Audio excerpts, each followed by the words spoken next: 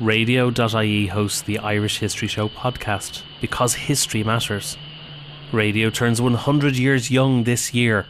Radio's history is powered by Radio Archives. For radio archiving solutions from people passionate about radio, visit radio.ie.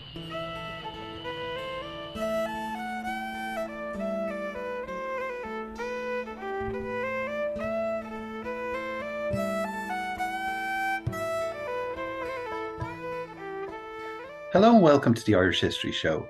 My name is Cathal Brennan, and as always, I'm joined by my co-presenter, John Dorney from theirishstory.com. Please check out our friends at radio.ie for all your radio archiving solutions.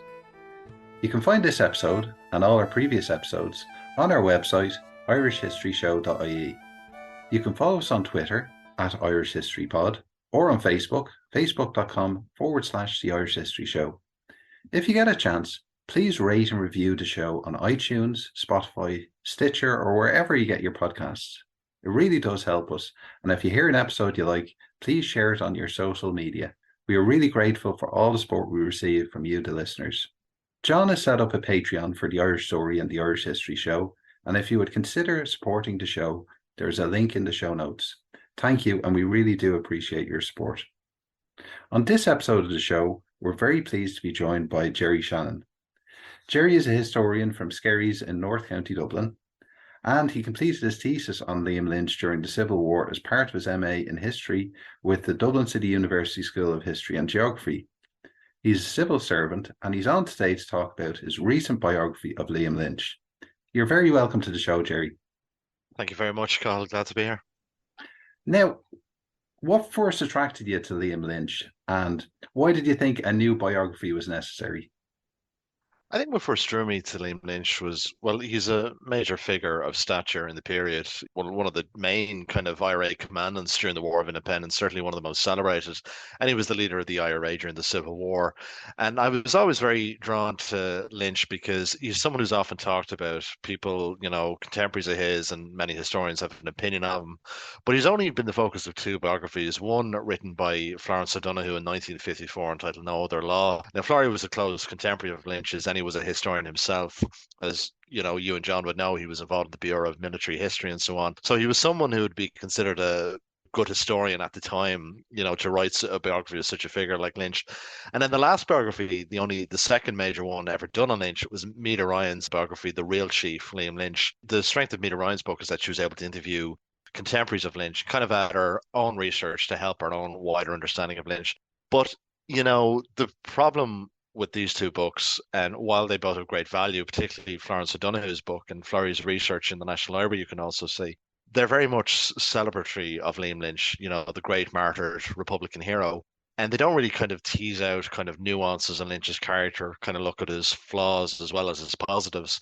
And since 1986, since Meta Ryan's book came out, there's been a whole wide array of new archival material that's become available. For one thing, there's the personal papers of some of Lynch's contemporaries, such as Moss Toomey and Ernie O'Malley, and of course there's the Ernie O'Malley interviews as well. And we also have the Bureau of Military History and the military pensions that help widen our perspective on the Irish Revolution. And it also helps us to widen our perspective on some of the leading figures, such as Liam Lynch. So in that respect, there was just an irresistible opportunity to write a new biography of Liam Lynch, and certainly helped me to understand a figure I've always been greatly fascinated by. Who was Liam Lynch, and where did he come from? What was his background? Well, Liam Lynch was born in rural Limerick. He was born in a townland outside the village of Anglesborough, which was near the Limerick-Cork border, or rather the border of Limerick and North Cork. He was born into a rural family. His mother and father were steeped into very important radical traditions in late 19th century Ireland. His father, Jeremiah, was a Fenian. He had taken part, or at least he tried to take part in the 1867 uprising. And Lynch's mother, Mary, she was born Mary Kelly. She had been a member of the Ballyanders Ladies Land League. So already you have these political influences in Lynch's background. He was the second youngest of 7 siblings, and he was particularly close to two of his brothers, Martin and Tom, especially Tom, who was the youngest Lynch sibling. They were both priests. And we were very lucky that we have a lot of Liam Lynch's letters from 1917 up to 1922, over 30 letters that he wrote to Tom, which help us to give an understanding of who he is and, you know, his political thinking at this time. But he attended school in the locality of Anglesborough. His school teacher, Patrick Kiley, talks about him as a quiet, studious boy, shy. Lynch's godmother, Hannah Cleary, who was born Hannah Condon, she's very much a forgotten figure in Lynch's story. She was a great influence on him in terms of shaping his politics. She talks about lending him a lot of books on Irish history, and you see this recur again about Lynch's earlier years. He was very much a very studious individual. Like, he read a lot of books, particularly about Irish revolutionary history. He would have loved John Mitchell's jail journal, speeches from the dock, that we would know as kind of typical nationalist text that a lot of Lynch's peers would have read in late 19th century Ireland. Now, Lynch would have helped on his father's farm outside Anglesborough, but he would never stood to inherit the farm, unlike his oldest brother, Sean, or John as he's sometimes called. Lynch began his professional career as a shop assistant, or rather an apprentice, in nearby Mitchelstown, and later in Fermoy, which is where he was in 1916. Mitchelstown is where he first becomes involved in nationalist politics, particularly by way of the Gaelic League, which was becoming increasingly politicised by then. Now, ironically, Lynch, by his own admission, didn't have a great grasp of the Irish language himself. There's actually a reference to him joining the ancient order of Hibernians, though he later said to his brother Tom he thought they were a load of gas bags. He doesn't seem to have stayed with them particularly long. Now, it's in these circles he would have met a lot of his contemporaries, whether in the Gaelic League or working as a shop assistant in Mitchelstown and Fermoy. He would have met a lot of his contemporaries that later would have become active in the volunteers with him. He also would have met a woman who became very important in his life, Bridie Keys, who was from Kilshanny outside Mitchelstown. And she worked as a draper's assistant in Mitchelstown, and he becomes acquainted with her through the Gaelic League. There's a couple of things I'd like to tease out there, though, Jerry. I mean, one thing is, I think, isn't it fair to say that Liam Lynch is quite typical of the cohort of people who are going on to be our officers in the volunteers of the IRA, in that, like, it's the up and coming kind of Catholic lower middle class he's from. He's not from the very poor, he's not from the very rich. And, he's steeped in, yes, radicalism, Fenians, but also, like, he was a Hibernian. Now, one thing I want to talk about a little bit is, the Hibernians are famously a Catholic only society. And there is a bit of kind of anti-Protestant vibe you can get off Liam Lynch in your book, I think, Jerry. Like, there's one time when he's in a cemetery, I think, with his brother Tom, who's a priest, and he said, these are alien people, they're not of us. Was there a sectarian tinge to him? I think if there was a sectarian tinge, I would agree with you there, but it was very typical of the kind of thinking in wider Irish Catholic society at the time. And yes, I would agree with you. He was from that kind of lower middle class background, very typical of many of his peers. I mean, his job as a shop assistant in Mitchelstown and Fermoy would have been seen as quite, I don't want to say affluent is the wrong word, but would have been quite typical of, it would have been kind of well regarded as well by his peers and certainly by his family. And it would have brought him into contact with a wider world, which is very important for his political and social development. But just on the mention of sectarianism there's an anecdote that his brother Tom wrote about a trip that the two of them made to a graveyard outside Mitchelstown, where they went to see where some of their ancestors were buried. Like, Tom and Liam shared a great interest in history, and they shared a great interest in their own family history.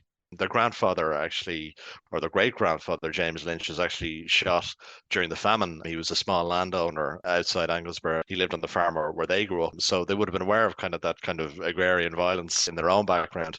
But they had a great interest in their family history. So they go out to visit this graveyard, and there was actually a monument in the graveyard, like commemorating the recent heroes of the Great War. This is in 1920, of course. And Lynch makes the comment to Tom, he would like to be buried here, but he doesn't want to be buried with those of an alien creed, obviously referring to those of Protestant, perhaps loyalist background, as some of those who fought in the Great War would have been. So I think it's more a casual sectarianism that would have been very typical of many Catholics at the time. Probably, certainly, maybe drew him to the ancient order of Hibernians a bit, but there's been some suggestion that he didn't stay with them very long. I think what's more interesting in terms of his development at this earlier stage is that he was an avowed Redmondite. That's backed up by several accounts from his peers. I mean, he joins the Mitchelstown Volunteers in mid-1914, and then he goes with the Redmondite National Volunteers locally. Like the National Library of Ireland, and I have it in the book as well, you can see his digitised membership card from 1915, where it has Irish National Volunteers on it, which dates from the time he would have been a member of the National Volunteers. Now, his brother Tom insists in one account that Liam was very kind of taken aback by Redmond's call for the National Volunteers to sign up to the British Army. No evidence or suggestion he'd any interest in that himself. But he's an avowed Redmondite. His godmother, Hannah Cleary, who would have stayed with the MacNeil minority faction of the Volunteers locally, she talks about an argument that they had in Fermoy in 1915 on one of the main streets. They were walking up and down the street, and Liam is kind of berating her for staying with the Volunteers because they're with the Germans, and how could she do this, and so on. It's interesting, like, by this point, he's no longer a member of the National Volunteers because as a body, they'd kind of faded away and they weren't active in Fermoy at the time, but I think it's very revealing of a particular aspect of his character. Like Florrie O'Donoghue in his own book refers to it as a stubborn streak at Liam's core, but this idea that he's very fixed on his own particular political ideals at this time he would have been a Redmondite or a supporter of Home Rule anyway. Like Martin Lynch, Liam's brother, actually writes to Florrie and writes about an episode that Florrie doesn't put in his book. This is in Florrie's papers, where he said that he actually met Liam at the review of the National Volunteers in the Phoenix Park. Now, this was a major event in 1915. There's a picture of John Redmond being handed a flag by the National Volunteers. Redmond would have addressed them at the O'Connell Monument on O'Connell Street. And Liam, according to Martin, was present at that event as a member of the National Volunteers. So it's very interesting and a very overlooked aspect of his background that neither Florrie O'Donoghue or Maida Ryan touch on in any detail, but it is confirmed by a number of counts at the time by people close to him. So that's where he is by 1916. He is a supporter of Home Rule.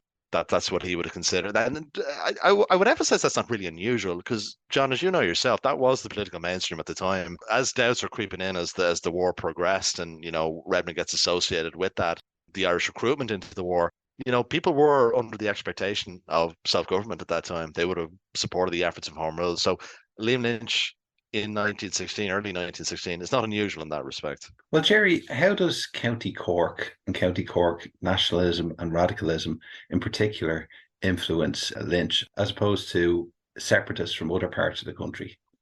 I mean, he grew up in rural Limerick, but he lived near Cork. Anglesborough is only 5 miles from the Cork border. So Mitchelstown and Fermoy, they're two very interesting towns. Like Mitchelstown would have had memories of the land war. I mean, there was very bitter, land agitation against the Kingston estate in Mitchelstown. Fermoy itself was a garrison town. Like Fermoy itself had 2 barracks for British soldiers, so there was a tradition of British soldiering in Fermoy. Fermoy wasn't necessarily considered like a nationalist hotbed, shall we say. So there was no real radical tradition within, certainly Fermoy anyway, not quite there in Mitchelstown at the time. It certainly wasn't in the majority anyway of thinking. And this is what Lynch is influenced by. Lynch is influenced by, the Gaelic League, which many people are a member of. That's why he's a member of the National Volunteers. It doesn't seem that separatism really appeals to him. I mean, as I said, he had an argument with his godmother that, to be with the volunteers, to be with the Germans, i.e. the implication there being the enemy at the time in 1915. So while he is kind of steeped in that radical tradition within his own family, while he is certainly familiar with, the revolutionary heroes and the revolutionary events of old, it's very striking it doesn't appeal to him. It doesn't seem to appeal to him by 1916. I mean, he is just working his way up to the ranks. He has got through his apprenticeship. He's just an ordinary shop assistant in Fermoy by April 1916. That's the influence his immediate environment has on him. That's where his politics are at that point. Well, we all know about the events of 1916, but the events of 1916 in Cork are very different. And could you talk about that, perhaps the idea that Cork Republicans felt that they'd been dishonoured by not rising and how that affected Lynch? Well, you're right there, Cathal. Like Cork itself didn't see major activity during Easter week 1916, with the exception of one particular incident. Terence O'Sweeney and Tomas McCurk, I mean, it's kind of a series of convoluted events. They didn't, start a rising within Cork City itself. There was kind of negotiations there with the local clergy to kind of give over their arms and so on. And what was a very controversial event for the volunteers, particularly after when McCurtain and McSweeney were condemned for that. But there is one major incident outside Fermoy at a place called Bonnard House, which is the home of the Kent family. Now, the Kent brothers, there was 4 of them in total, were members of the local volunteers in Cork, and they had, involvement going back to the land war. They would have been known as, major separatists, radicals, Republicans, however you want to put it, within the locality, and certainly by the authorities at the time. The RSC, the local RSC, go to arrest them. There's an RSC man killed. There's a shootout at Bonnard House, and in the aftermath, the Kent brothers surrender. The youngest, Richard Kent, is killed, and the 3 Kent brothers, along with their mother, are brought to the streets of Fermoy, and they're arrested. 2 of them are walking barefoot, Thomas and his brother William. And Thomas Kent is later executed on the 9th of May 1916. His actually remains are only repatriated at his brother's grave in Castlelyons village, actually in 2015. I was struck that the Irish Army chaplain actually noted the influence that the Kents have on Liam Lynch, because that very day when they're being led through the streets of Fermoy after their arrest, Liam Lynch is there on the bridge going across the Blackwater River, and he sees Thomas and William Kent being led barefoot to the streets, and the scene shocks him. Tom Lynch, his brother, later writes that, he made a vow at his bedside that night to stand for the Republic and so on. But Lynch talked about this to several of his contemporaries, like the fact that Thomas Kent was later executed and Richard Kent died of his wounds later. This left an enormous impact on Lynch. John Joe O'Brien, who was a contemporary of Lynch's, recalls meeting him outside Fermoy the week after Thomas Kent's execution, and he knew of Lynch as a Home Ruler, or at least a Home Rule supporter. And Lynch says to him, "We should have been out. Every one of us should have been out with them." And John Joe O'Brien talks about how he was shocked by this because this is not the Liam Lynch he knows. And Lynch would often refer to it to his brother Tom. It was the fact that like he had witnessed up front that he had seen a man be arrested and that knowing that he was later executed. And like again, Lynch wasn't unique amongst many of that generation who were radicalized by the executions. But I think because he felt such a personal connection to the Kents, like David Kent, Thomas Kent's brother, would have been seen as a mentor to Liam Lynch. Like Lynch would have often sought his counsel. And you even see that in Todd Andrews' memoir Dublin Made Me, like they mentioned that a visit that they made to David Kent in early 1923. So I think because of that personal connection, this is what changes the course of Lynch's life, certainly changes the trajectory of his politics into the radical Republican tradition, certainly the one that becomes more widespread in the aftermath of the Rising. Yeah, I mean, from reading your book, Jerry, and by the way, at this early stage, I recommend it to all our listeners. You get the impression of Lynch not necessarily as a charismatic kind of guy, but a kind of shy, bookish man, but a man who's really dedicated to something that he decides to dedicate himself to. Do you think that that's fair? And do you think that's why he rose up through the ranks of the volunteers when he joined them after the Easter Rising? I mean, John, you know yourself, you try to be objective when you write about these people, but I mean, sometimes they do impress you, like just, and I always think one of the most remarkable things about Lynch's character and what he achieved for himself is this extraordinary sense of self-belief that he has in himself and in his cause. You're right. He was a very shy, bookish man. You see this borne out in accounts of people who knew him before this period. I mean, Moss Toomey, who left a brilliant account that's been republished several times in Republican news sheets, and particularly in a booklet called The Story of Liam Lynch in 1973, he talks about meeting Lynch as a shop assistant before this period. And, he talked of him as more like a scholar, not a man who would be a leader of soldiers, so to speak. That's very typical. Lynch joins the reformed Fermoy Company of the Volunteers in 1917. He's immediately elected first lieutenant, which is quite striking. And he begins a sort of kind of method that he carries out in his other military roles. Like he goes to visit all the men in the area. He goes, and then when he works his way up to adjutant of the Fermoy Battalion, he goes to visit every company in the area. He has conferences with all the men. He listens to their ideas. And this recurs very much in the earlier accounts of his military career or his revolutionary career, shall we say. This collaborative nature that he hears them out, he discusses everything with them as much as he can. He hears out their ideas. And this is where he kind of really begins to impress people that he meets. Now, this is very interesting that people talk about, like Moss Toomey particularly talks about in that same account that, he found that Lynch kind of stuttered over his words when he'd get excited or carried away. Like some accounts, Tom Barry mentions it too in his memoir, the tendency to stutter when he gets a bit overly excited or carried away with himself, that he expresses himself very well in his writing and his ideas. And Lynch again turns to books as well. He reads a lot of books about soldiering and military strategy and so on. And again, it's kind of remarkable, which we'll talk about very shortly, that he becomes this very successful guerrilla commander of Cork No. 2, that he'd no soldiering experience himself. Like, it's not in his family background. I mean, looking at his siblings and, his father, of course, is involved with the Fenians, but, like, there's no formal soldiering experience there within the wider Lynch family. So, to me, it's one of the most impressive things about him that, like, through sheer force of will and belief in himself and the cause, that he rises up to the ranks like that so quickly. So, like by the time the conscription begins in 1918, he is recognized as a very impressive local officer as adjutant in the Fermoy Battalion.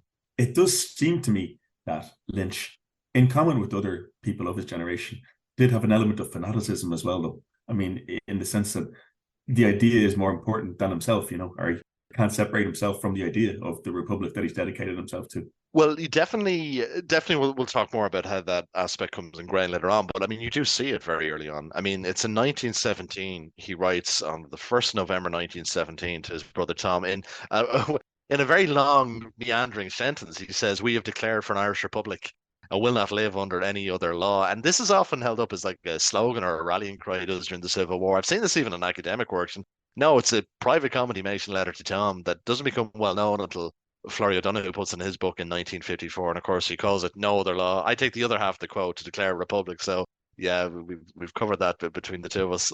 The importance of that quote just shows how very early on like again in his own words, that like how important the idea of the Republic was to him, what it meant to him, meant freedom from British rule. I mean, Dermot Ferreter has mentioned this several times that, you don't really see a discussion of ideology amongst this generation, what the Republic means, what kind of society. The idea of the Republic means this kind of blanket thing like freedom and so on. I mean, I would argue there's a bit more to Lynch's thinking. I mean, he was aware of Republican ideals, at least filtered through the kind of glorifying text like, speeches from the dock. But yeah, like I think his devotion to the cause it strikes a lot of his contemporaries and his family and his peers and so on.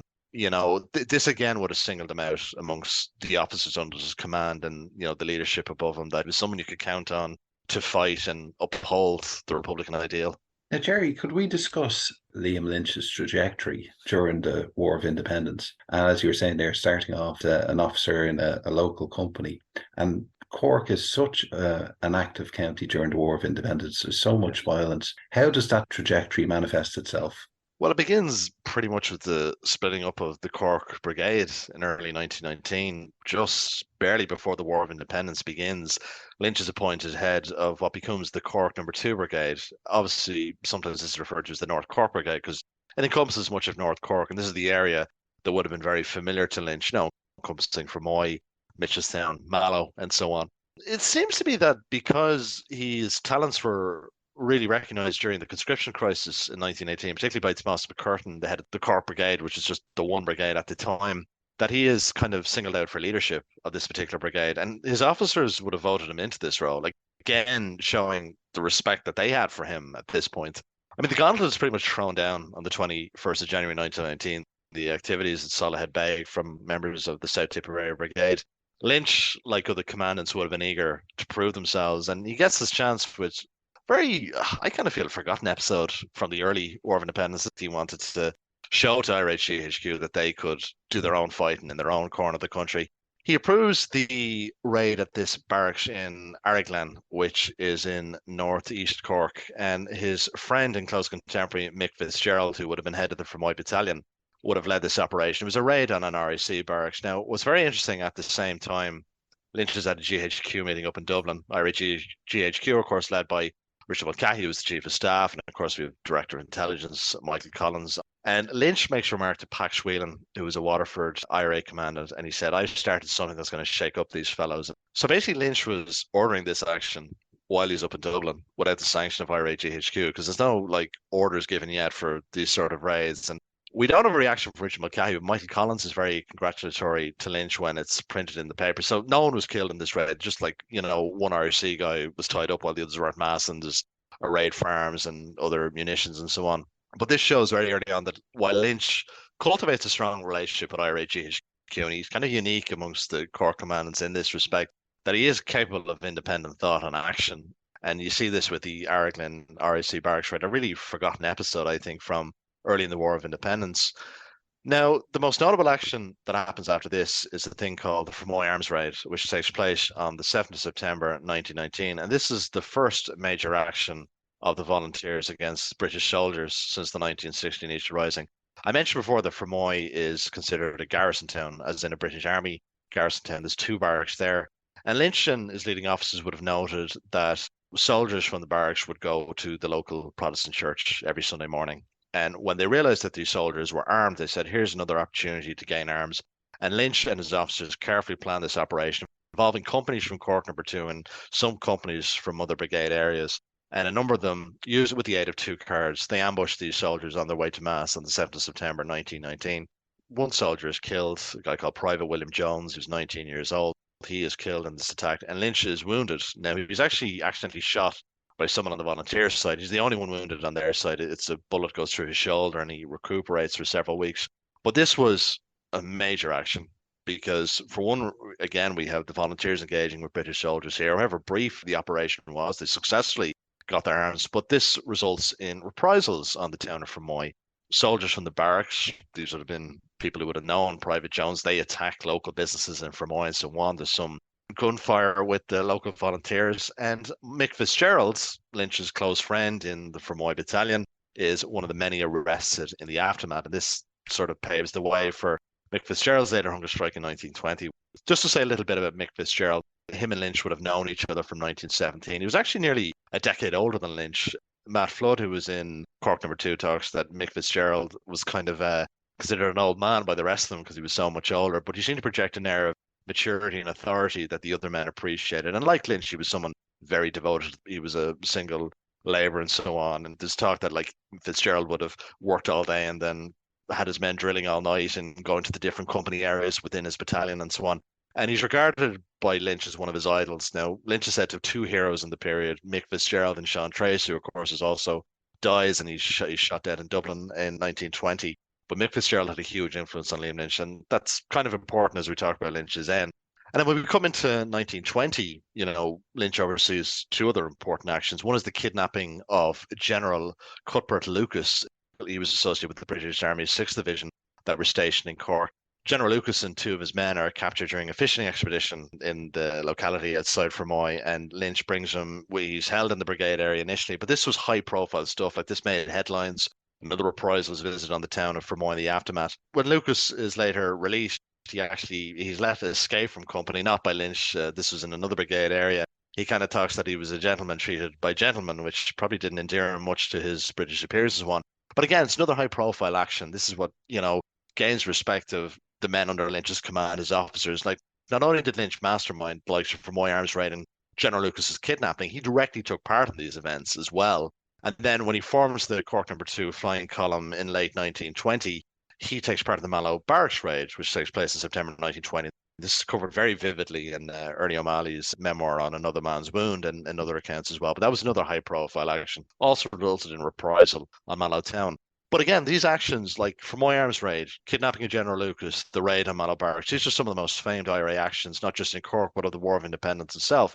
And this is what helps Lynch to get the military prestige he has by early 1921. As you say, Jerry, like those are very high-profile events, and they got Liam Lynch kudos. They also got a lot of arms, actually, between they did indeed, and Mallow, which is no small thing for the IRA of that time because they had hardly any arms or ammunition. It did strike me, though, that for the latter part, certainly of the War of Independence, Lynch is really more of an administrative figure than, the dashing guerrilla commander in the vein of Tom Barry, or the image we have anyway of Tom Barry. Yeah, certainly he seems to be moving into that role by March 1921. So Lynch would have been very keen for mutual brigade cooperation. Seamus Robinson was OC of the South Tipperary Brigade, which joins or at least partly Cork Number 2 anyway. And Lynch visits him at the end of 1920, and he says to Robinson, we need better brigade cooperation because, the British, and this would include obviously the auxiliaries and Black and Tans and so on. But like when they raid Robinson's brigade area, they come into Cork Number 2 area and they disrupt Lynch's men and maybe operations they plan and so on. And from that conversation, Robinson and Lynch come to realize that some sort of new authority is needed within the IRA. And this is because of what becomes the IRA's divisional structure. At the instructions of Richard Mulcahy and IRA GHQ, they form the first Southern Division, of which Lynch becomes the OC of. Now, the first Southern Division would have included the 3 Cork Brigades, the 3 Kerry Brigades, the 2 Waterford Brigades, and the West Limerick Brigade. So Lynch is over the command now of over 30,000 men, and he's appointed this role in March 1921. Now, what's very interesting, and it didn't strike me until I read the Richard Mulcahy papers, he's offered the role initially, and then he turns it down. Now, he doesn't turn it down from any lack of bravery or interest in what the role would entail, but he turns it down for the same reason he allegedly turned down the post of Deputy Chief of Staff of the IRA twice already. He doesn't want to let down the men under his command, as in the men in Cork Number 2. He doesn't want to let down people in his local area, so to speak. So he says this in letters to his brother and his mother in terms of turning down the Deputy Chief of Staff. But a month later, that changes. Within a month, he's appointed the role. And it's very curious as to why. But you also see the timing of another event. He becomes head of the South Munster Circle of the Irish Republican Brotherhood. Now, the IRB, and John, you know yourself, we could do a whole podcast on the IRB, and I'm not sure we would all agree, if you got 10 other historians, what we'd all agree, the nature of the IRB. But my understanding of the IRB after 1916, that the likes of Collins, Mulcahy, Ona Duffy and others, the IRB essentially becomes a network for those within the volunteers and later the IRA, sort of an intelligence network, helps them to plan different operations and so on. And Lynch would have recognised the value of this. He becomes a member of the IRB, not long after he becomes a member of the volunteers. And Lynch, when he's appointed the member of the South Munster Circle of the IRB, he has a seat on the IRB Supreme Council. And this is the governing authority of the IRB. This is what makes the decisions and expects the other circles to follow them. This definitely appealed to Lynch. So, not only is he over command of the area that has the heaviest fighting within the country during the War of Independence, he also head of the IRB in the same area. This would have given him the influence that he wanted to, share the wealth, shall we say, of like not just, the fighting happening in the key areas. Because by early 1921, Cork number 2 is under pressure. You see this in comms that Lynch is writing to, Collins, Mulcahy, and Geroid O'Sullivan, who on IRA GHQ as well. There's a very kind of precarious event in early March 1921 where Lynch is nearly captured. Now, he'd been captured briefly before, but Terence McSweeney in 1920, he was let go. He was under a false name. The training camp in Nad in North Cork is raided. This is due to the efforts of a spy. Lynch is nearly captured. There's other operations that are portrayed. There's not many of the regular ambushes being carried out that Lynch and others would like. So again, this is another reason why Lynch assumes the role of First Southern Division.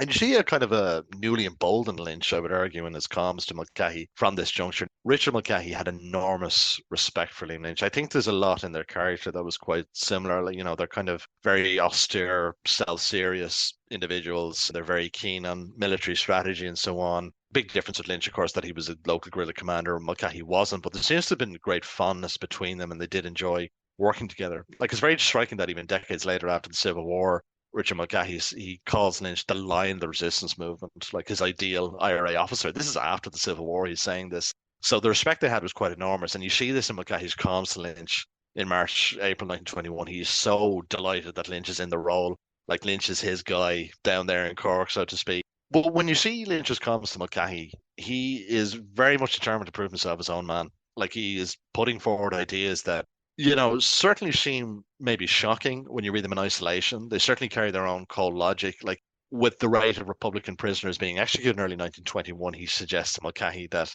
in reference to reprisal attacks like burning big houses and so on, that what they could do is take a local loyalist and shoot them dead for every Republican prisoner who's executed. And what Lynch means is very clearly go into their homes, take them out and shoot them.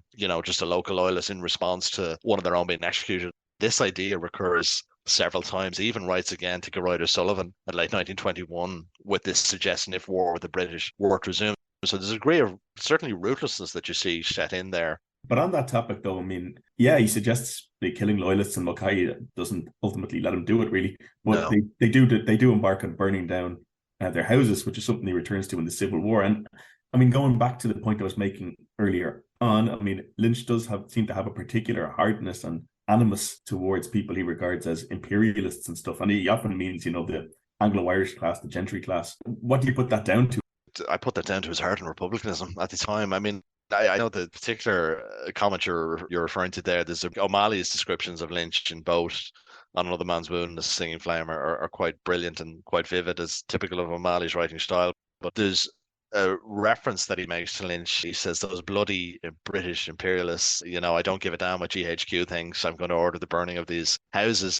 I think that's just a result of his republicanism. Again, the idea that the Unionist, Protestant, Anglo-Irish gentry, the othering of them, like Lynch didn't know these people. He didn't understand them. That's typical of many at the time, particularly within the revolutionary movement. It's not surprising that that's how he regards them. It's interesting that, like, at one point Mulcahy writes to Lynch, it's either May or June 1921, he writes to Lynch asking what happened to Mrs. Lindsay, the rather infamous case of the lady who betrayed those in the Dripsy ambush, and she's kidnapped by the IRA. This is in the Cork number 3 area. Now, Lynch, to be clear, was not over the First Southern Division at this time this happened, but Mulcahy is writing to Lynch very scathing of the fact that Mrs. Lindsay has been killed. Him and Cathal Brew had ordered that she was to be released, and it's a little disappointing for me as a researcher. I don't see Lynch's response to that, but there's a con that he writes in late 1920, and it just shows that the tenor of the conflict itself had changed. That he gives very clear instructions as OC of Cork number 2 that women as spies are not to be executed; they're just to be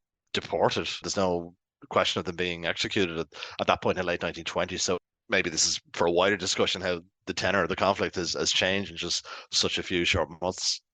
Now, Jerry, you mentioned there earlier about Mulcahy's views on Lynch. How did the other divisional commanders in Munster view Lynch? And as we move further on into the conflict and the truce and the Civil War, personal relationships do play a major part in how people react towards the treaty. I would agree with that, Cathal, definitely. It's interesting when descriptions of that meeting in March 1921 where they formed the First Southern Division. This is the first time Many of them from the other brigades had met him for the first time. Paddy Paul from Waterford says he was very struck by Lynch's disciplined approach, and he talks about him being very priestly and so on, which is a description of Lynch that recurs quite a lot, of this priestly, so serious man. Now, I think sometimes it's a bit overplayed. People like Moss Toomey and George Power talk of a very warm, humorous man, but I think for the most part, Lynch kept a lot of those within the IRA at a personal remove. Like, he had a relationship with Bridie Keys, who I mentioned earlier. They had begun a romance around 1917, which continued up until his death. They were engaged after the truce. So, yeah, I think a lot of them weren't really sure of the man, beneath, the man, not to say Lynch had a mask up, but he certainly had walls up, not really kind of betraying much to the people. There's one of the best accounts I found of Lynch and how people like that who don't really know him that well regard him. There's an account by Matt Flood, who was in Cork No. 2, who's a member of the Flying Column, and he talks about Lynch being very kind of serious and no nonsense, but he would often find Lynch up late watching over the men. This recurs a lot, this idea that Lynch couldn't sleep. His brain was on fire thinking of military ideas and strategy and so on. I think for some of those who didn't know what to make of him, I think the respect they had for him is still quite considerable. They recognized his devotion to the cause and the men under his command. The other kind of rural Munster commandants didn't really know what to make of him. Seamus Robinson, I don't think, seems very complimentary of him in his witness statement. He says that Lynch regarded Mulcahy as a high priest and, GHQ or children of the light. It's just a brilliant, vivid description Robinson has of it. But Florrie O'Donoghue writes to Robinson, says he thinks he's unfair that Lynch was capable of independent thought and action. I would lean towards Florrie's thinking of that, because you do see that with Lynch from very early on in the War of Independence, as I mentioned, with Eric Glenn, and you see that with the Fermoy Arms Raid and so on. Tom Barry first got to know him better from the appointment of OC the 1st Southern Division on, and Barry talks that he was impressed by Lynch's military reputation.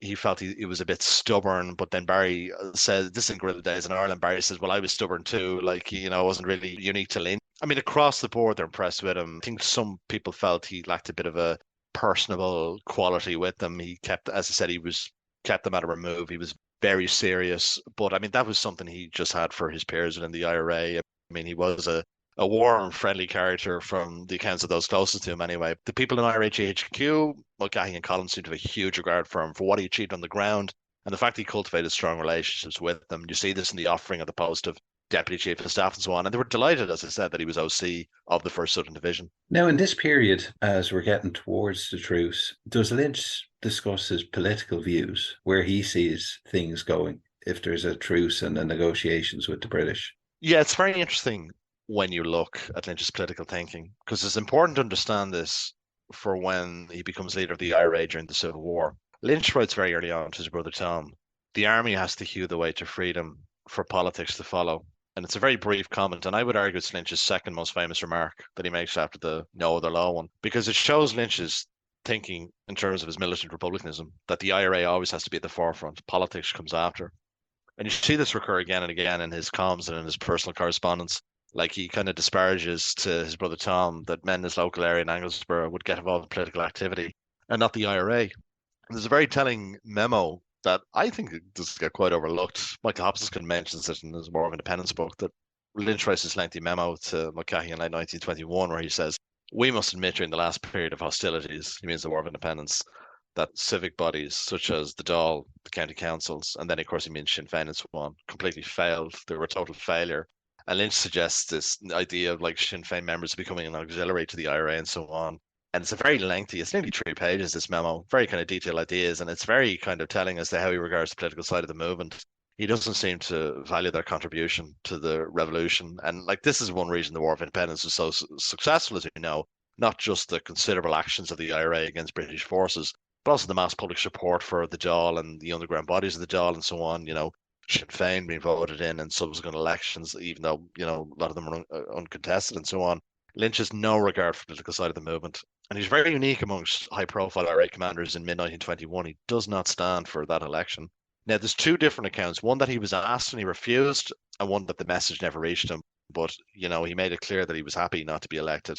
Unlike others like Ono Duffy, Sean Moylan, Lee Mellows and so on. He's as militant as they are, perhaps more so, but he's no interest in the political side of the movement. And that has its impact later on when we come to the Civil War, particularly the height of the Civil War. Yeah, I think that's an important point, though, Jerry, that he did not understand, his position as a revolutionary, if you like. He saw it as a soldier and stuff. But that, again, it's not that uncommon. I mean, it comes off very strongly off Rooney O'Malley and so on. And O'Malley says, absolutely, O'Malley, of course, is very eloquent as a writer, so he puts it very well. And he says something like, there was a hardness to our thinking. We thought we were above the people or something like that.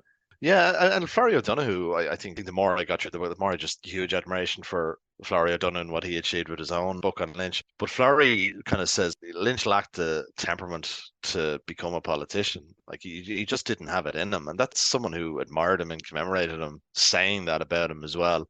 But And John, Paddy you're right. O'Donnell has some similar comment as well, doesn't he, in later years? Yeah, exactly. Like Pat O'Donnell, I think he says it. I think it's Ewan McKeown. He says that Lynch just had no time for politics, like which is another blunt way of putting it. Again, Pat O'Donnell would have known Lynch, particularly during the kind of later phase of the revolutionary period, a bit more. But John, as you pointed out, it's not unique to Lynch as an IRA leader. But this aspect of his character becomes very problematic later on when he has to determine political policy for republicanism. Well, this is the thing. So moving on our discussion, we have the truce, and then, of course, we have the negotiations, which end in the treaty. And I think one of the most valuable things in your book is teasing out the way this is communicated to senior IRA people, and particularly IRB people, because Liam Lynch was actually briefed by Michael Collins on how the negotiations were going and that it would not lead to a republic. It's very interesting. Could you just talk a bit about that and how Collins tried to prepare people in the IRB for compromise? Yeah, I mean, this recurs in more than one place. That Lynch was well aware compromise was coming. Now, Lynch would have distrusted the negotiations that began in September 1921. There's a brilliant account from a volunteer in Cork No. 2 called Michael O'Connell, who Lynch would have known the family quite well. And Lynch says to O'Connell in a conversation, August 1921, the politicians will defeat us, which I think, again, is very telling of his regard for politicians. But Lynch was a member of the IRB Supreme Council, and the IRB Supreme Council would have been briefed by Collins on his returns to Dublin during the treaty negotiations. And Liam Deasy's memoir, Brother Against Brother, now I have some problems with that memoir, but his descriptions of Lynch are very interesting. He talks about a meeting of the IRB in Cork, and Deasy's there, Collins is there, Lynch is there, and Florrie O'Donoghue is there as well. Florrie mentions this briefly in his book, actually. That Collins is about to go into the meeting and he says to Lynch and Deasy, oh, well, how am I going to tell them to prepare for compromise? And Lynch says to Collins, don't tell them now. Now, the problems I have with that memoir, it's very clearly underwritten and it's a first draft. Like, Deasy doesn't elaborate much on what that means, but there's a very overlooked source, and I have to credit John Reagan's Counter-Revolution book for bringing this to my attention.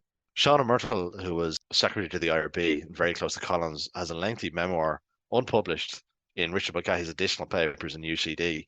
It's very invaluable for perspectives on the IRB and leading figures of the period. And he says when Collins brought the draft treaty to the IRB, this is, I think, the 3rd of December, 1921. This is referenced in another place that at this meeting, the Supreme Council, or at least the members who were there, wrote a draft oath. So the kind of cheat, shall we say, is that the oath of allegiance to the British King, that, it's an oath of allegiance to the Constitution, hopefully a Republican Constitution, an oath of faithfulness to the British monarch.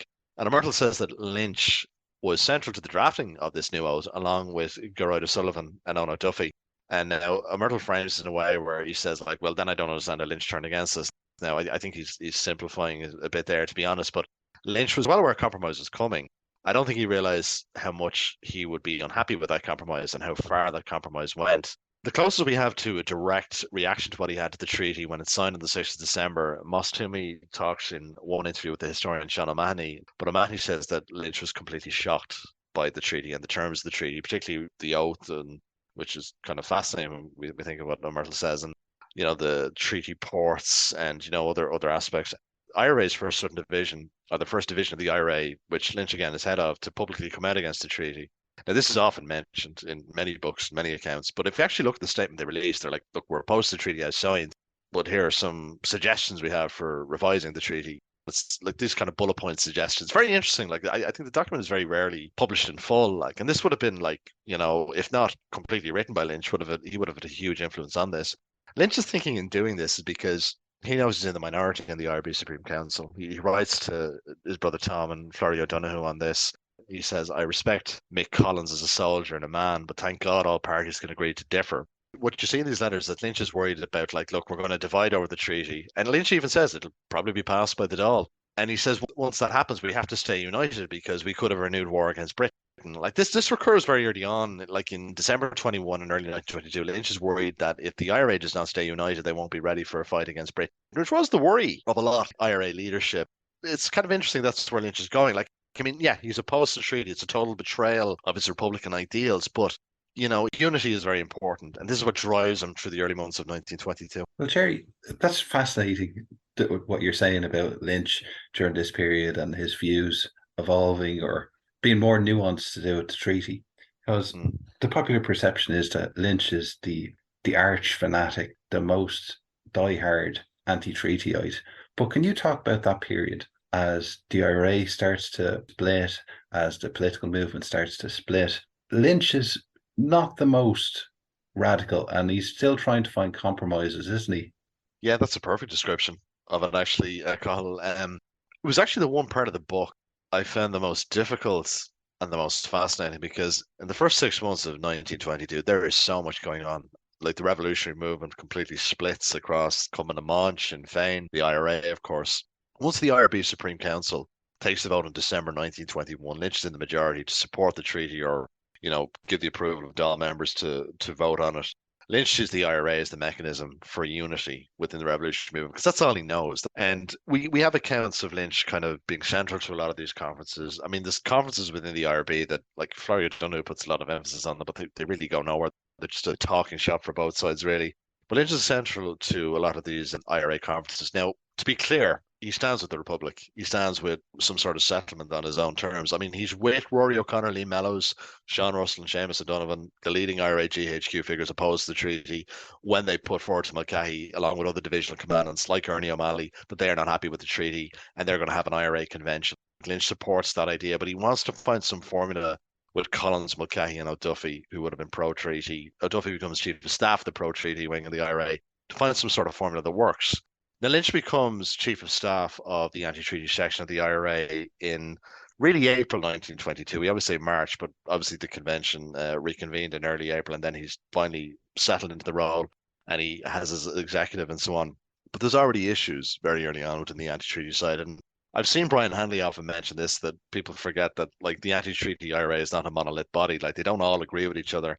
And certainly members of the executive and, leading IRA commandants on the anti-treaty side do not agree with Liam Lynch and what he's doing. And they make that very clear to him. With regard to Liam Lynch's stance on the treaty, I mean, it does seem to me, having read your book, that it is kind of equivocal. So Lynch says on a number of occasions the treaty isn't all bad, actually. And he does kind of say, we might not be in the British Commonwealth for very long, which is, of course, Michael Collins' position, the stepping stone. And given this, I find it hard to understand why Lynch is taking it as a kind of obdurate anti-treaty position. I mean, he says things like it's dishonourable and it would dishonour the dead and stuff. But I struggle to establish what his coherent position was, though. Well, what you described there, John, he's saying things that are very close to the stepping stone arguments of Collins. That was in a letter he wrote to his brother Tom in December 1921. And Tom Lynch, his brother, was probably his closest confidant. Tom was very Republican himself. The influence the two brothers had on each other is often noted. So he would have confided a lot in Tom. I think because Tom was a priest as well, he kind of would have given Liam a lot of spiritual counsel. So he would have been honest with Tom where he stood. I think. And remember, John, that's December 1921. I think what puts Lynch off through January, February, March is what he regards as the bad attitude of his opponents on the pro-treaty side that not allowed them to have the convention. But I think, it's a struggle within himself too, as to what he wants. Like, Lynch is not a political animal. We've already established that. Like it's not very clear what formula is going to work. But that's not clear to Collins and Mulcahy either. I mean, I think Collins and Mulcahy do want to find, particularly Mulcahy, want to find some accommodation with Lynch in the middle. There's people on their side like Arthur Griffith and Kevin O'Higgins who are opposed to this completely. And Lynch had his own troubles to deal with. Rory O'Connor and Liam Mellows and Ernie O'Malley also make it clear to him that they're not happy with the approach that he's taking. I mean, the Civil War almost begins in March 1922. There's initial crisis in Limerick when, the local IRA there, the anti-treaty IRA, take issue with that. Ernie O'Malley gets involved.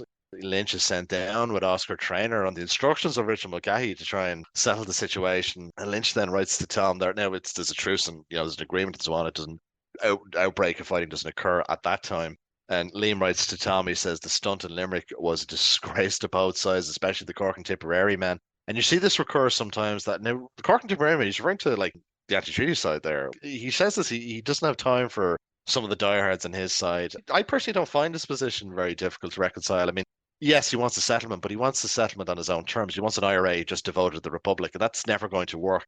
Like, he's at least trying. He's at least sincere. He's doing more than others on his own side are doing, I'd argue. Now, yes, it's a bit haphazard. It's not very well thought out. I completely agree with that.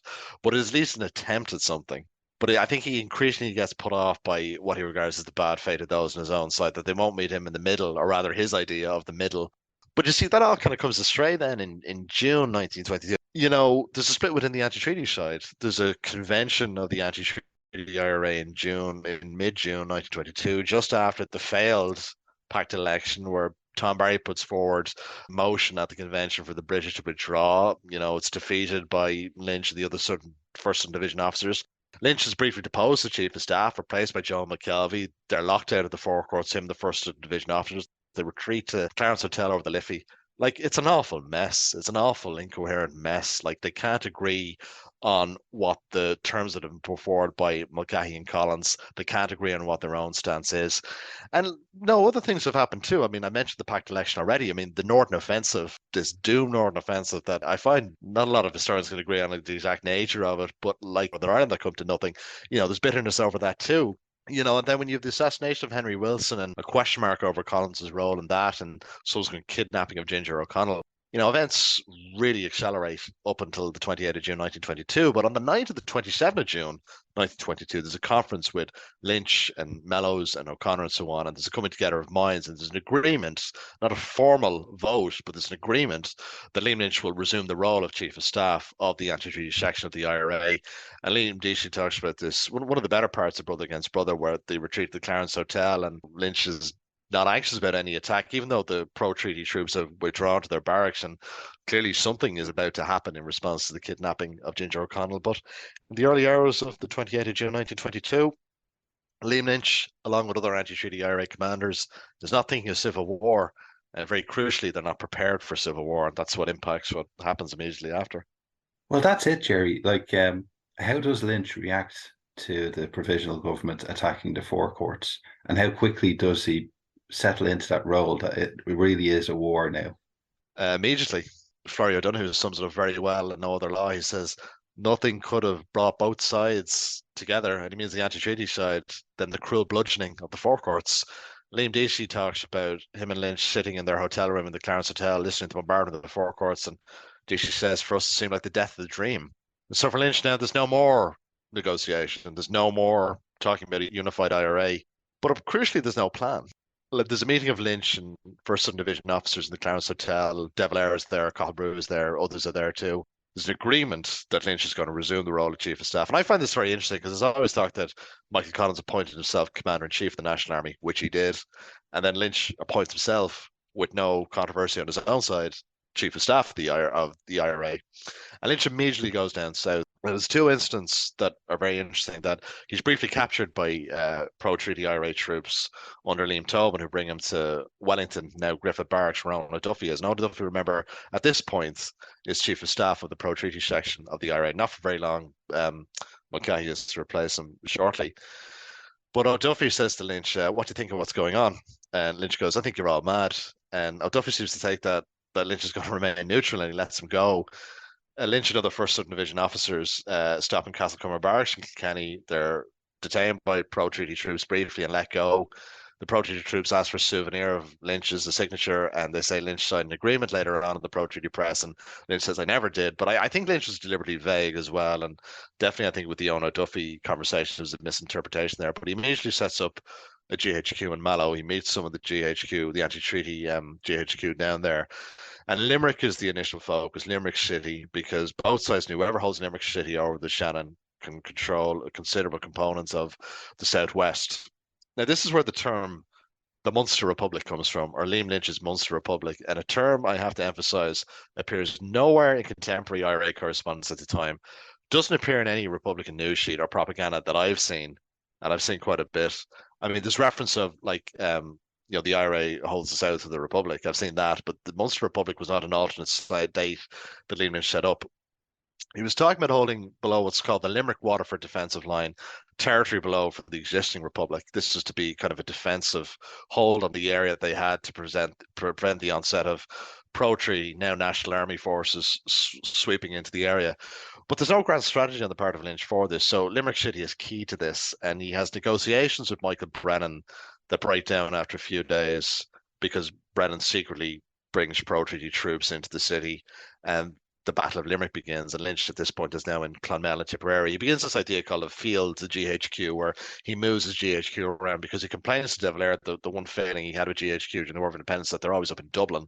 Now, ironically, John, as we know, he does eventually go on to have GHQ in Dublin for a few months, but initially it's a field GHQ. He's moving around with his key officers, his adjutant like Moss Toomey or Madge Clifford at the time, he was his secretary and so on. They're moving around these key fighting areas to try and get a hold of it. But as we know, and the National Army, have the coastal landings, Waterford, Cork, Kerry, and so on. And this southern territory swiftly collapses in a number of weeks. And when you look at Lynch's comms, and John, I'm sure you've looked at a lot of them at this time, Lynch, all he can do is kind of make suggestions, very kind of pertinent, urgent suggestions as to the movement of troops and so on. But he doesn't really have any influence as to what's happening on the ground. I mean, there's the big stand at Kilmallock by the anti-treaty IRA. And I think some of the limited brief success they have in this period is just down to the initiative of whoever is commanding on the ground. But Lynch, in these weeks, doesn't have much influence, and he's almost relishing the return to the familiar guerrilla tactics of the War of Independence. Like he remarks to Ernie O'Malley, who he put over the Eastern Command, that we may have to return to the guerrilla tactics of old, and he even suggests to O'Malley to do so even before they've done so in the Southwest. So, yeah, I think Operation Order Number 9 is the order that he issues then in early August, advocating the return to guerrilla tactics. And this is when you see the burning of barracks buildings, across much of the Southwest, particularly in Cork, like the Fermoy Barracks, Mallow Barracks, Mitchelstown Castle, Kilworth Camp, which ironically is named Liam Lynch Camp in the 1960s. The intention being, of course, to prevent, the movement of National Army troops and the use of these buildings by the National Army. There's blowing up of bridges and so on. The Mallow Viaduct is a very controversial destruction. There's the orders issued for that.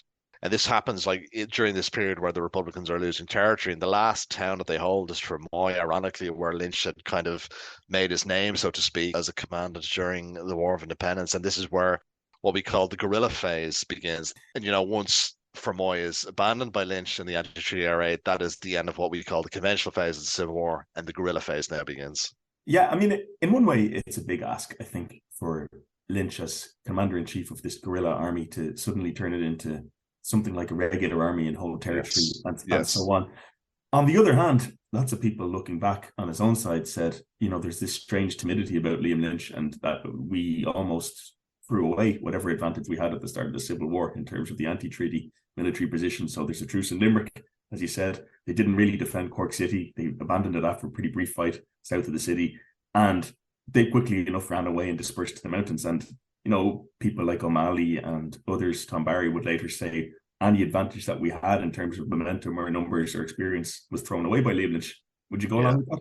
Yeah, I would agree with that perception. I mean, it's seen across the board from hard militant figures who, of course, had the advantage of reflecting decades later that it's funny, Liam Deasy talks about he didn't advocate the return to guerrilla tactics, and then there's a lengthy memo, I think it's in Moss Toomey's papers, of Deasy advocating the return of guerrilla tactics. I think Seamus Robinson, just to return to him again, is very scathing at Lynch this period. He compares the fact that Lynch didn't send a lot of the Southern forces up to Dublin as the wider country not turning out for the Easter Rising, which Robinson, as a veteran of the Rising, obviously felt very hard in 1916. In his view, there was similar in 1922.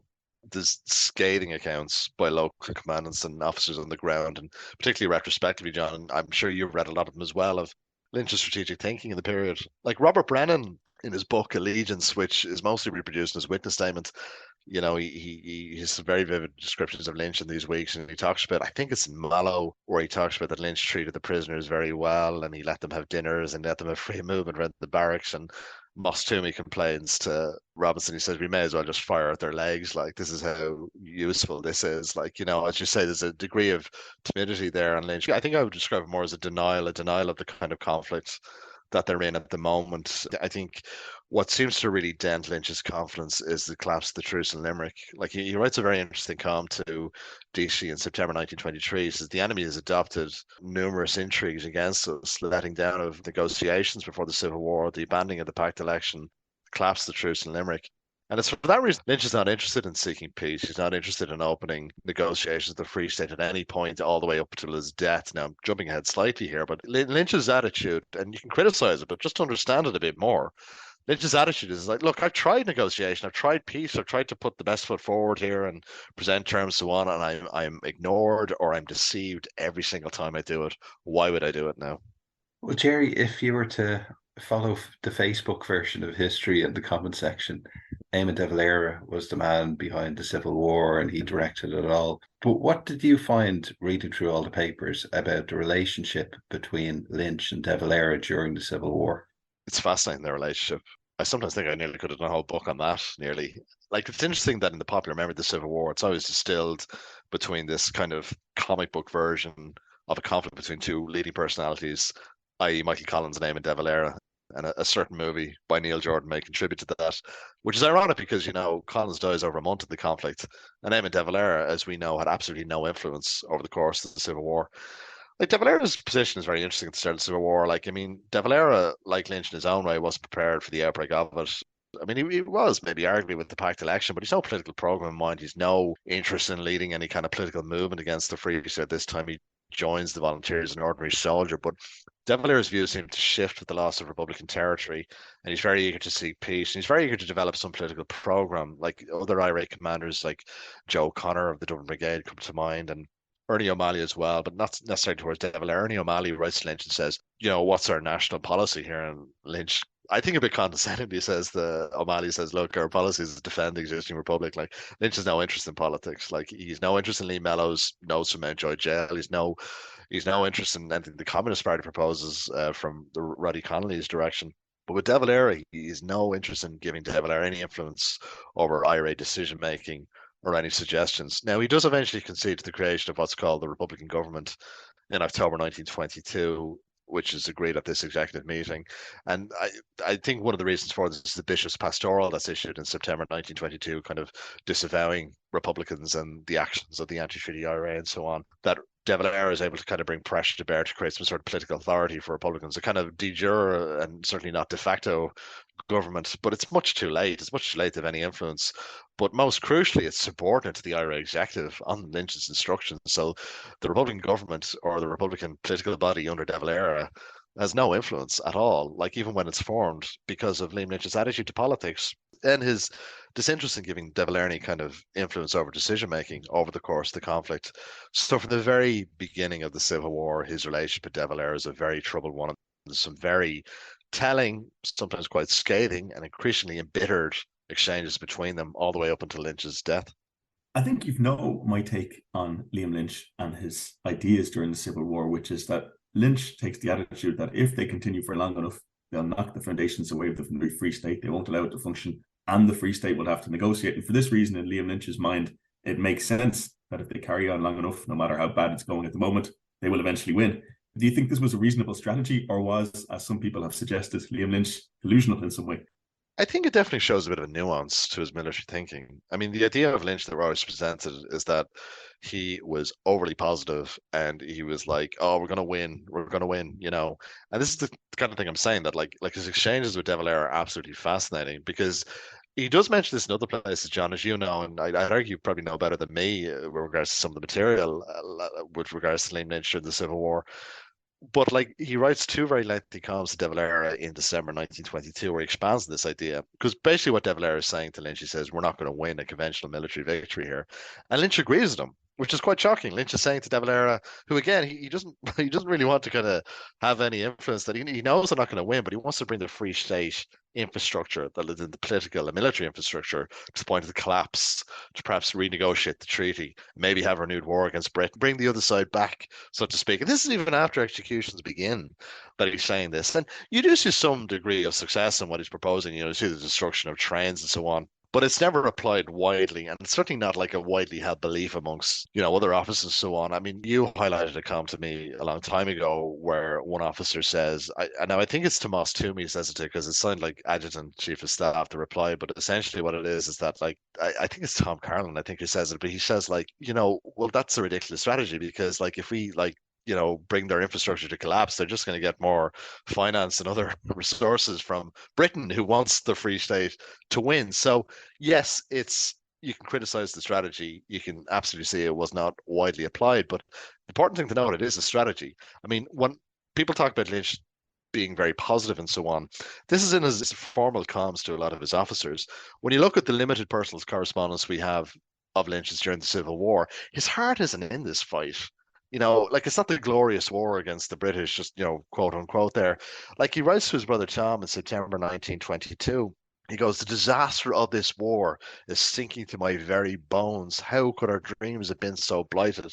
He writes to his mother in December 1922. He says to her, "Would be to God that English hounds had tracked me down rather than old comrades who were false to their allegiance." And he says to his mother, there's no prospect of victory anytime soon. He would have been very close to his mother and particularly his brother Tom, as I mentioned previously. So his heart isn't in this. And I think his kind of positive comms, or his remarks are just to kind of bolster the morale of the troops. Like John, as you know, he's very critical in a lot of those comms. He's very even 22nd of August 1922, Michael Collins is killed. Liam Deasy writes a report to him. Liam Deasy's deputy chief of staff at this point, head of the 1st Southern Division. And Lynch is very complimentary of the action that killed Collins. He knows it's a loss to the Free State side, but then he criticizes Deasy. Well, why didn't you lay mines? Like, that would have been more effective. It might have killed more people. And you do see this, again and again in comms, that he said, well, that was good, but you could have done this a bit better. He's a terribly hard boss, actually. Yeah, he's always commenting on micro aspects of ambushes and stuff and what people did wrong. Yeah, which is kind of, you can say, hey, look, it's easier for you to say you weren't there. You do see, John, you see this as I think it's just brilliant. I do hope someday some of the UCD material becomes more widely available, because it's just, you really just get a sense of the character of Lynch and others in this, because I think the advantage we have at Lynch, and sometimes which can be quite challenging as his biographer, is that he writes very lengthy comms. You're nearly kind of going, I wish you'd shut up, because this stuff is great and I can't put it all in. He's commenting on the political situation, and he's making throwaway remarks about other people. It's brilliant, and it kind of gives a great sense of who he is and what he's thinking at that particular moment in time. But yeah, I think there's just more to his thinking and more to his approach during the Civil War than popular memory would suggest. Now, you can absolutely criticize it, and you can absolutely say it didn't really work for the most part. I mean, the only successful thing he does as chief of staff, in my view, and we've already mentioned this, is the return to guerrilla tactics. I mean, the seizures of Dundalk, Kenmare and Kerry, which lasts for several months, Ballina in Mayo, which is, I think, it's captured before the meeting of the Third Dáil. I mean, these are high-profile actions. I mean, Free State military and political sources admit that by the end of 1922, guerrilla tactics are working. They're localized, they're isolated in particular areas, but they are working. They are having an effect. They maybe not the complete effect that Lynch is hoping for, but, the Free State government's worried, which is kind of one of the reasons, of course, the executions begin. Well, Jared, you mentioned earlier there about the discouragement that Lynch sometimes expresses in his comms. What is the effect on Lynch's morale of the executions and then the brutal reprisals that take place later on? He's completely unprepared for the executions. Now, the legislation, as we know, passed in September 1922. It's discussed at the executive meeting. It's very clear when you look at the minutes, it's not discussed at length. Ernie O'Malley even says this in the Singing Flame memoir as well. They didn't discuss it at length. Lynch writes to De Valera on the 17th of September 1922. He says, I don't see what's going to happen to Erskine Childers is going to be extreme. As in, he doesn't picture Erskine Childers then in custody to be executed. Of course, then he is executed on the 24th of November. And the same day Lynch wrote the column, 4 young Dublin anti-treaty IRA officers are executed and come out of jail. Now, it's clear when you read the column that Lynch is not aware of this as he's writing it to De Valera. That was obviously, if I recall, it was publicly announced later in the day after it happened. He's shocked. He's distressed. This is the descriptions that we have of him at the time. He issues a series of orders. One is to execute all TDs who voted for what he termed the murder bill. That results in the assassination of Sean Hales, Cork commandant like Lynch, but a pro-treaty TD. Ironically, he didn't actually vote on the legislation. He wasn't present at the time, so he's actually not on the list of TDs to be executed. And Lynch says to others in other communications that, Pádraig O'Malley, the deputy speaker of the Dáil, was actually the planned target. And Lynch orders reprisals on the homes of pro-treaty senators and supporters and so on. Of course, on the 8th of December 1922, the 4 members of the anti-treaty Irish executive are executed in a reprisal in response to the assassination of Hales. And Mulcahy cites Lynch's threat against members of the Dáil as the reason for its necessity. And then there's a very tragic occurrence that I think gets very overlooked. On the 10th of December 1922, the home of the pro-treaty TD Sean McGarry is burnt down in Fairview, and his 7-year-old son Emmett is killed. De Valera writes to Lynch, and he says, "I think the loss of little boys prevented a rise of sympathy towards us." And Lynch was obviously, I think, more sick of De Valera than kind of, than completely unfeeling. But he says, look, the McGarry case is very unfortunate, but that's the fortunes of war, which is very cold, like, and very callous. I mean, a 7-year-old boy doesn't ask to die for Ireland, certainly an enormously tragic event. And it is a very bitter conflict already. And we're back again to this side of Lynch's character. Like, most of the time, he's not a ruthless leader. He's quite hesitant at some points. But there are times, like in the War of Independence we discussed before, and now in this point in the Civil War, where he's extremely ruthless, and kind of vindictive. It seems to be a contradiction in his character. Yeah, I don't know what I go so far as say vindictive, but I would certainly agree that it definitely hardened, very ruthless, certainly callous about application of violence. I mean, he's sentenced to 5 or 6 years active at the, he's a hardened guerrilla commandant at this point. He's very embittered by the course of the conflict and what he's involved in and so on. So the fact that, like, this is the route he's going down is not very surprising. Like, I would agree with the perception of other historians, like Michael Hobson talks about this, and John Reagan actually talks about this quite vividly in the Counter-Revolution, that this sort of widespread kind of killing of TDs and pro-treaty senators and supporters never really happens. I mean, there's the burning down of several big houses, or many big houses, as you know, John, at the time. But the ruthlessness of these orders doesn't really we don't see their full effects. I mean, this comments that Lynch is writing in early 1923, giving out to commandants that, look, you're not reading my orders, like, why are these not being carried out? He's annoyed. Like, I mean, by early 1923, like, the conflict on the part of the anti-treaty IRA is petering out. I mean, a number of developments happen here that, we'd be ages discussing, but, like, one is that Liam Deasy, his deputy chief of staff, is captured in February 1923, and DC issues from captivity a plea for Republicans such as Lynch to surrender, to end the war. Prisoners in Limerick and other jails are signing these forms of undertaking and asking the IRA leadership to surrender.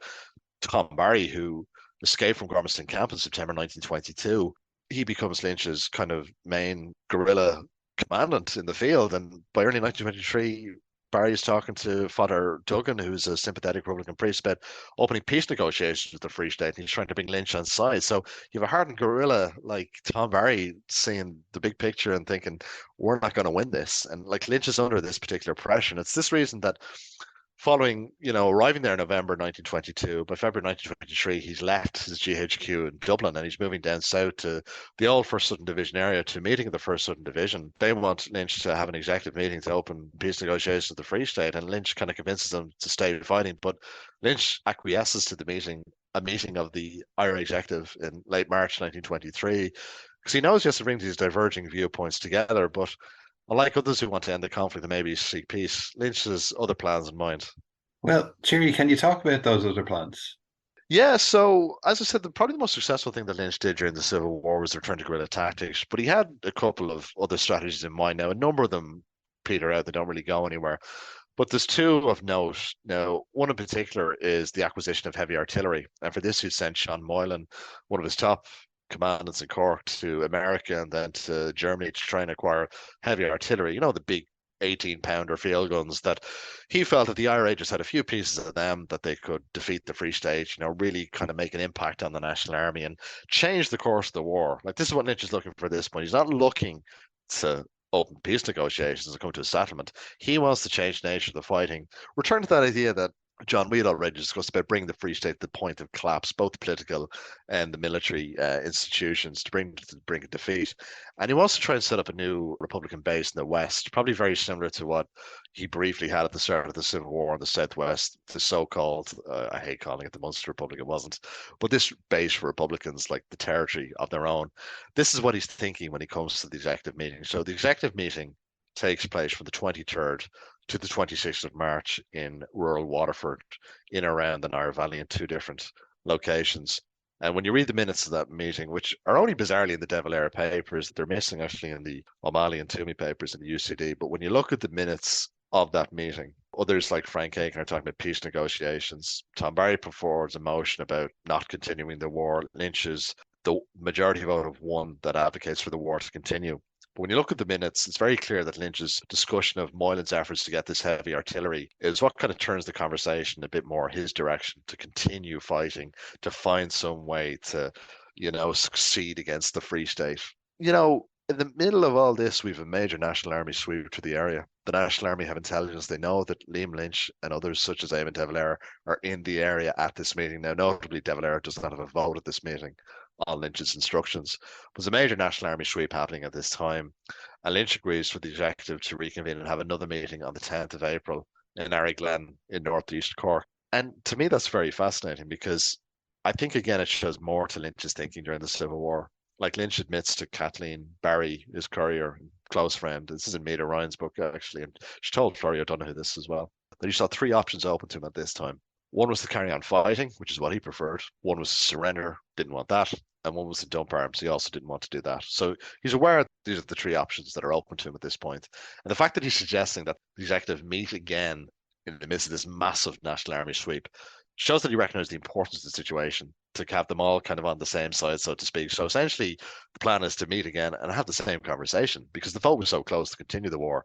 That's Lynch's thinking up until his last days and his last hours before he shot, to get to this meeting, to bring them all on side, and let's continue the war and hopefully carry the day at some point. Because the problem with Lynch overall, I find, during the Civil War, he's thinking like a local guerrilla commander. He's still thinking of the Cork No. 2 commander, where you have an ambush here and there, long stretches of nothing happening, and you're planning.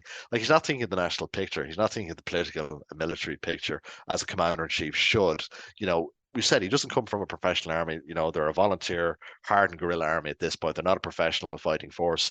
That's one reason that contributes to his, lack of thinking for the national picture at this point. I mean, he's bothered that they're not winning, but it wouldn't have bothered him that, eventually, surely they'll succeed. Surely they'll get to a point where, like you had the truce in July 1921, which was a very difficult time for the IRA too when that happened.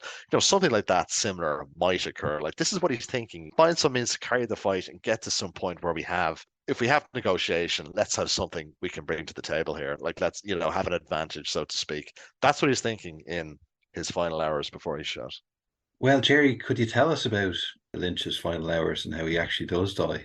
On the 9th of April, 1923, he writes to Pa Murray, the OC of the IRA in Britain, and Murray had been under great pressure in his command area. Britain was never, like, as in, England and so on, it was never really a viable area for the IRA to carry out many activities, and certainly the Civil War was probably far worse than the War of Independence. Pa Murray had offered Lynch's resignation, and Lynch writes to Murray and he says, if we stand united, the victory is certain. I always think that's very interesting. That's probably, if not his final column, one of his final ones anyway. Like, he's still talking, possibly trying to raise the morale, so to speak. He's in a safe house at the base of the Knockmeal Mountains. In the early hours, they get an alert that there's a National Army sweep. They go up the mountain, pursued by a National Army column, led by a lieutenant called Lawrence Clancy, Tipperary IRA veteran who had gone pro-treaty. Lynch is in a group that consists of others such as Frank Aiken and Bill Quirk, Sean Hyde, possibly Tom Barry, though I think there's a bit of a question mark over that, and Jack O'Mara, who is a local volunteer. There's a shooting between the column and Lynch's group for about 20 minutes, and there's a clearing in the area, and they run across an open field, and a quick-thinking National Army soldier fires the group, and a tall man is hit, Lynch, at the back and falls over. Now, Lynch is said to have had, by some sources, a bad flu. He was particularly tall. He was straggling behind the group because he wasn't as fit as he had been during the War of Independence. Sean Hyde says to Maida Ryan he was pulling him along by the hand through the bushes and so on. And Lynch is carried for a distance by Aiken and the others, and he demands he be let down. And they take his papers and so on. They take his papers and his gun, crucially, because if he's found his gun, he would have been liable to have been executed under the legislation. And he's found by Clancy and the National Army troops. He's mortally wounded in the abdomen, and that becomes very clear to Clancy very quickly that Lynch's wound is quite serious. They take him down with great difficulty down the mountain. They bring him to Walsh's pub in Newcastle Village. He's laid out on a couch there that's still there, and you can actually still visit the couch today. I have a photo of it in the book. Before he's brought to Clonmel Hospital, him and Clancy have a very interesting conversation that I recounted at length in the book, where Clancy asks him, does he have any requests? And Lynch gives him a few personal items. And Lynch says, tell my people I want to be buried with Fitzgerald or Fermoy. Clancy goes, is that Mick Fitzgerald, the hunger striker? Because Mick Fitzgerald, after he was imprisoned after the Fermoy Arms raid, he went on remand. He was involved in the Cork jail hunger strike that Terence McSweeney was initially on. And he died after 67 days of hunger strike. And his death devastated Lynch, because they were very close friends, and Lynch seemed to have looked up to Fitzgerald quite a bit. Lynch says to Clancy, are you one of the old crowd? And the IRA, I mean. And Clancy goes, I was. I had two brothers who were killed. They were IRA too. And him and Lynch cry and they hold hands. And Lynch goes, I'm glad one of the old crowd got me. None of this should have ever happened. Poor Ireland, poor Ireland. And he's then taken away by a military ambulance, and he dies later that night, in early evening rather, on the 10th of April 1923. And his funeral is a huge affair. Very intriguingly, De Valera asked that Lynch be buried in Glasnevin beside, as he describes it, a great lion like Colbrugh. And Lynch's family acquiesced to Lynch's request to, well, not acquiesce, they wanted to obey Lynch's final wishes to bury him in Kilcrumper with his close comrade Mick Fitzgerald, Kilcrumper Cemetery just outside Fermoy, where he's buried, today in the Republican plot. And this was what begins the commemoration of Lynch, this unbowed, unconquerable Republican hero who never surrendered, and in the views of his supporters and admirers, never compromised. So, Lynch died, like you said, in County Tipperary, and shortly afterwards, as many people will know, Frank Aiken gave the dump arms order and the Civil War ended.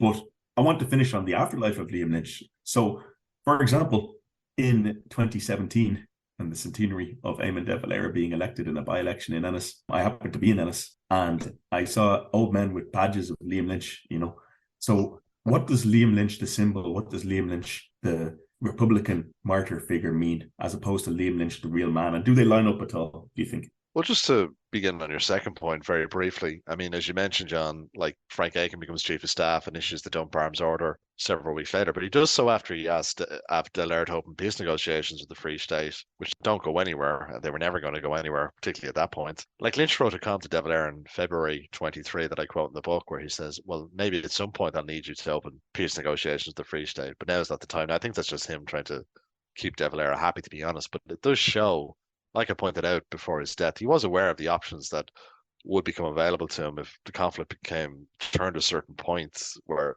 he had to make a choice there. I mean, Lynch died at a time before he made that choice. Frank Aiken did. Now, maybe he wouldn't have made it as quickly, particularly if the heavy artillery never arrived, which it never did, despite John Moylan's efforts. What would Lynch have done without his military plans come to nothing in that regard, particularly with guerrilla fighting having petered out. Liam Lynch, the icon, I think is fascinating in itself. I mean, as I said, this phrase, we've declared for a republic and we will not live under any other law, which sometimes is really overemphasized. It was his rallying cry during the Civil War. It was nothing of the sort. It was a private remark. And it was still a very important remark that he made to his brother Tom in the letter. But it's the idea that Liam Lynch never surrendered. He never compromised on the Republican ideal. As I said, when he died, he was unconquerable. He was unbowed to the pressure from others to open for peace or surrender and so on. He becomes a very important component of a Republican tradition that has endured a century later. I think very unique for a figure of this period. I have seen it with no other major figure of the period. He's commemorated in several different places at different times a year. He's commemorated at his birthplace outside Anglesborough at a monument there every November around the time of his birthday. He's commemorated in April in Newcastle Village around the time of his death. He's commemorated every July at the very impressive Memorial Tower in the Knockmealdown Mountains, which is built on the spot where he was shot on the 10th of April 1923. And he's also commemorated in Fermoy at his gravesite every September around the anniversary of the Fermoy Arms Raid. That was a date chosen by his comrades. They began that commemoration in the 50s. Now, that commemoration is normally associated with Fianna Fáil. Now, there's relatives of Liam Lynch who I'm sure are listening who will go mad if I call it the Fianna Fáil commemoration. It's not. It's a Liam Lynch commemoration that happens to be chaired by often a local Fianna Fáil politician. But it's very interesting that he's a component of a Fianna Fáil political tradition in terms of commemoration. Sinn Féin, of course, and non-aligned Republicans, as I call them, sometimes referred to as distance or anti-Good Friday Agreement Republicans and so on, however you want to term them. So yeah, he's very widely commemorated. Now, I mean, I'm always struck when people, admirers and relatives say, "Oh, he's forgotten." He's never been forgotten. His commemorations, you can see, particularly through 30s, 40s, 50s are very well attended, hugely attended affairs, particularly, up on the mount and in Fermoy and so on. I think what they mean by that is he's widely forgotten. He's kind of faded from popular memory. I mean, we talked about how the Civil War is distilled down between a kind of a De Valera versus Collins epic battle, so to speak. Lynch doesn't come into that conversation, though he's very briefly mentioned in Neil Jordan's film, though he doesn't appear in it. And I think that kind of commemoration of Lynch will endure far beyond his centenary. His importance as a Republican symbol, as a figure of high idealism and bravery, and his considerable military prestige that he has during the War of Independence. Now, his military record during the Civil War is quite mixed, and that's probably down a lot to the tenor of the conflict, that he played a major part in that. But the fact he was very central to the operations he planned during the War of Independence, like in Fermoy and Mallow and the kidnap of General Lucas, this helps add to his fame and the admiration amongst people who hold him up as this major Republican symbol and commemoration. I think that'll endure far beyond the centenary this year, to be honest. With my book, what I hope to achieve is a more human portrayal of the man behind this icon, understand him a bit more, his positives, and he did have them, and he had his flaws too, and it's important to note them, and hopefully, contribute to the conversation as to understanding him a bit better. And I really do hope it encourages others to look at him and aspects of his life more, because, we have 20 odd biographies on Michael Collins, and they don't all agree with each other. I don't agree with Meta Ryan and Florrie O'Donoghue's perspectives, different perspectives on Lynch, and I'm sure others won't agree with me, but I'm very delighted to be able to kind of enlighten the understanding of Liam Lynch and kind of bring him out from the kind of dark a bit more, and into people's thinking when we think of this period and think of a major figure like that. Well, Jerry, thank you very much for coming on this evening, and that was a fascinating talk about General Liam Lynch. For everyone that's listening, we would really, really encourage you to get your hands on a copy of Jerry's book. It's Liam Lynch, To Declare a Republic by Gerard Shannon, and it's available from Merriam Press, and I'm sure you'll get it in all good bookshops and online at the moment. So you can find this episode and all our previous episodes to show on our website, irishhistoryshow.ie. You can follow us on Twitter at Irish History Pod, or on Facebook, facebook.com/The Irish History Show. If you get a chance, please rate and review the show on iTunes, Spotify, Stitcher, or wherever you get your podcasts. It really does help us. And if you hear an episode you like, please share it on your social media. We are really grateful for all the support we receive from you, the listeners. And also, please check out our friends at radio.ie. They have all your radio archiving solutions. John has set up a Patreon for the Irish Story and the Irish History Show. And if you would consider supporting the show, there is a link in the show notes. Thank you, and we really do appreciate that. So until next time, on behalf of myself and my co-presenter, John Dorney, we were very grateful to have Jerry Shannon on today, and we'll talk to you again soon. Thank you.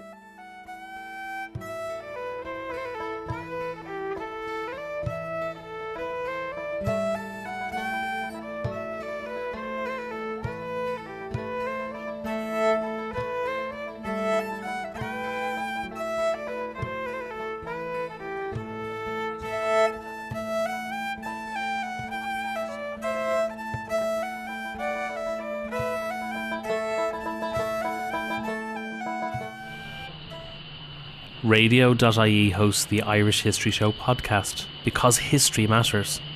Radio turns 100 years young this year. Radio's history is powered by Radio Archives. For radio archiving solutions from people passionate about radio, visit radio.ie.